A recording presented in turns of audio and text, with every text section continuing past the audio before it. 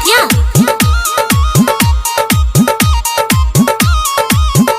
तोहफा देबो नया साल के, देबो दिलवा निकाल के। तोहफा देबो नया साल के, अपन दिलवा निकाल के, अपन दिलवा निकाल के। तोहफा देबो नया साल के, अपन दिलवा निकाल के। लोके जइहे ससुररिया गे, जान रखी है संभाल के। तोहफा देबो नया साल के, अपन दिलवा निकाल के। हर लोके जइहे ससुररिया गे, जान रखी है संभाल के। तोहफा देबो नया साल के, अपन दिलवा निकाल के।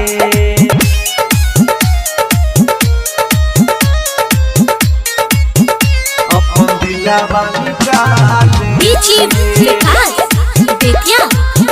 Recording by Vikas film. तोहफा देबो नया साल के, अपन दिलवा निकाल के। हाँ केकरा से कहबै हैप्पी न्यू ईयर, याद में तोरा पियबोगे बियर। छोड़ के हमारा जल्दी गे डियर, करके बिरान दोसरा के नियर, करके बिरान दोसरा के। हाँ केकरा से कहबै हैप्पी न्यू ईयर, याद में तोरा पियबोगे बियर। छोड़ के हमारा जल्दी गे डियर, करके बिरान दोसरा के नियर। हंसी खुश जई है सरिया से घूंघट तान के, देबो दिलवा निकाल के। तोहफा देबो नया साल के, अपन दिलवा निकाल के।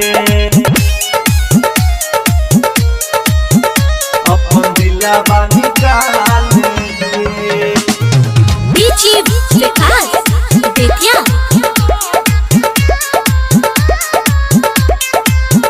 तोहफा देबो नया साल के, देबो दिलवा निकाल के। हाँ चढ़ते जनवरी है तौ लगन गे, अलबेला आमोद के छूट जेते संग गे। दिल खुद के संग में रही है मगन गे, सैया के साथ मनई है जसन गे, सैया के साथ मनई है जसन। हाँ चढ़ते जनवरी है तौ लगन गे, अलबेला आमोद के छूट जेतो संग गे। दिल खुद के संग में रही है मगन गे, राजा माजी के साथ मनई है जसन गे। भूल न पैबो मिले है नया साल के, देबो दिलवा निकाल के। तोहफा देबो नया साल के, अपन दिलवा